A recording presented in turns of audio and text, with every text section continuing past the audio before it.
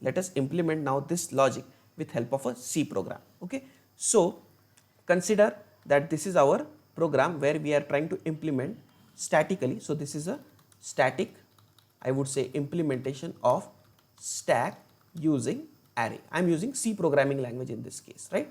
So first I'll include my standard input output header file, and I'll start with my main function. I'll start with my main function. In main function, I have declared an array of size 5. What is this array? This array is nothing but our stack, and the size of this stack is 5. The size of this stack is 5. In order to maintain top of stack, as we have seen, we need one variable called as top, and initially we will make this top as -1, right? What this indicate? This indicates that initially our stack is empty.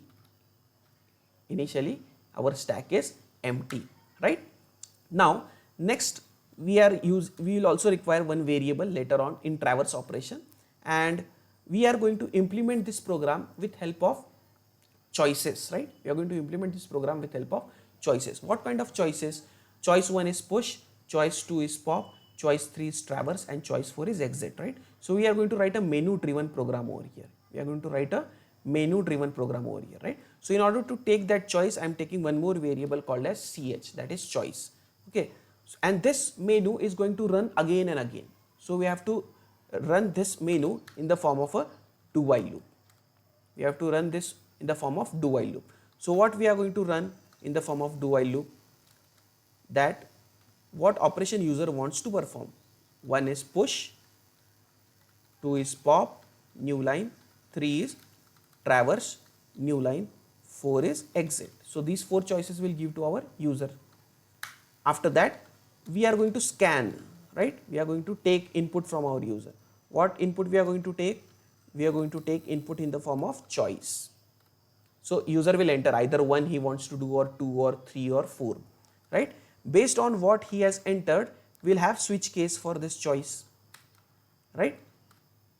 In which the case 1 will have logic for push, case 2 will have logic for pop, case 3 will have logic for traverse, and case 4 will be just to come out of our logic of a normal break, we can say, right?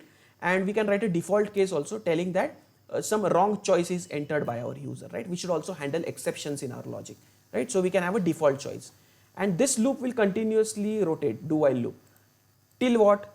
Till your choice is becoming 4. So till your choice is not equal to 4, this is going to continue.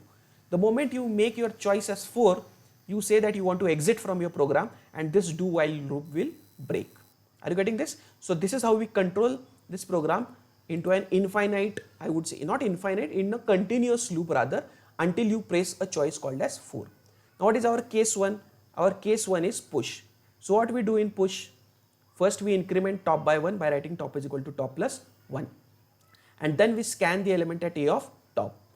And sometimes if your top becomes 4, we also seen that we have to consider a case called as stack overflow, right? So I'll write a condition first for my stack overflow. So if the value of top has become 4, if the value of top has become 4, so this is a phenomenon where my stack will become overflow. So I'll print a message to my user that stack is overflowed. Are you getting this? Now if it is not the case, okay, if it is not the case, so if my top is not 4, so my top is say -1 or 0 or 1 or 2, right? So in that case what we do? First we do top is equal to top plus 1 as I have given you in the example, right? And then we scan the element, right? Then we scan the element. Where we scan that element? We scan that element at a of top. We scan that element at a of top. Are you getting this? Oh, I have added one mistake bracket. Okay, so we are going to scan that element at a of top, right? So this is how I am going to perform a push. This is how I am going to perform push. Before I scan this, let us write some message to our user that please enter the element. So user will come to know that why that prompt is standing there, right? So I'll enter a meaningful message here that enter element. Are you getting this? Enter an element. Are you getting this? Okay. So user will enter some element and will come out. This will be our case 1. This will be our case 1. Okay. What will be case 2? Case 2 will be for popping. So what is the exception of popping? That if our top becomes -1, it is the situation for stack underflow. It is the situation for stack underflow, right? We have seen examples for this. I hope you have understanding the logic, how it is developed. Okay, so unless and until you take examples, you won't be able to write this logic, right? Unless and until you take examples, it is very difficult for you to write these logics. Okay, so every time you learn programming, my request to students is first try to develop examples, and based off that examples, see how I have formulated here different conditions. That will help you to develop your programming skills and problem solving skills. Okay, so coming back to pop, in else, what we do, first we print what is getting popped, if you remember, right? So %d is getting popped. We print a message to her, and what is that element that is getting popped? It is a of top. It is a of top that is getting popped.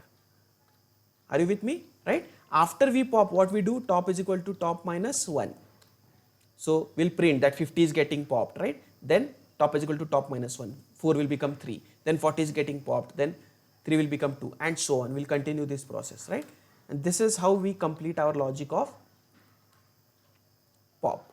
What is our next logic? Our next logic is case 3, and this case 3 is for traverse operation. This case 3 is for traverse operation. Okay, so how this traverse operation will be done?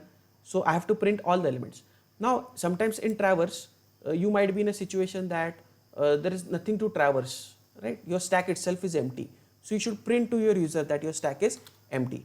So if your top itself is equal to -1, if your top is itself equal to -1, I'll first print to our user that our stack is empty. There is nothing to print in my stack.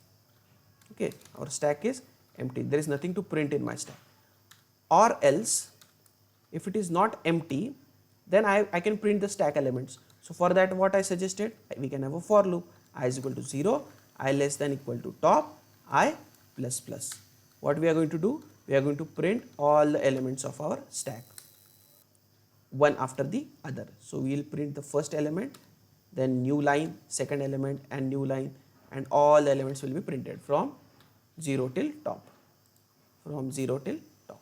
So this is how our traverse logic will work. This is how our traverse logic will work. What is our case 4? Case 4 is exit. So there is nothing to do in this. Again, in case 4, we will simply do a break. And what is our default case? So if user by mistake, if he is not pressing 1, 2, 3, 4, he is pressing something else, he is pressing 10, 15, right? User can make certain mistakes, right? So we should handle those exceptions. So how I am handling here? So I can print a meaningful message, that is it, incorrect choice. Incorrect choice, right? And default I don't need to write a break, because as is it is going to come down and come out of our loop. So I hope you have understood the essence behind the 4 cases of stack implementation, right? So let us try to compile this, right? Let us try to compile this logic. Oh, 0 errors and 0 warnings. It is actually satisfactory. I appeal all students, when you also practice, it is always good to have a program when we write good amount of code, and if everything gets compiled and executed, then a sigh of relief comes to us, right? So if I try to run, now you can see there are 4 options: push, pop, traverse, and exit. What will happen if I do a traverse now? Initially, if I do a traverse, there is nothing in stack, right? So it will print me stack is empty. Then if I do a push, one option, push, it will ask me enter element. I am entering element as 20. So 20 is now gone in my first position. If I traverse, you can see 20 over there.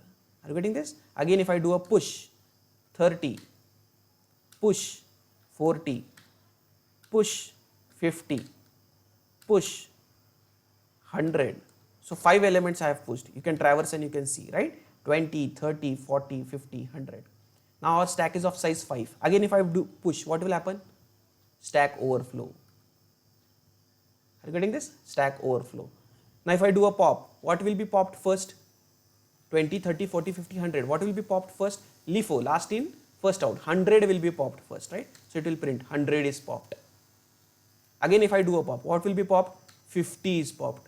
Again, if I do a pop, what will be popped? 40 is popped.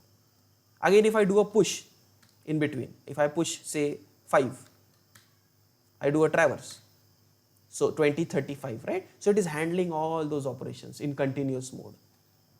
I will do all the pops now. Pop, pop, pop. Now everything is pop. Again, if I do a pop, what will happen?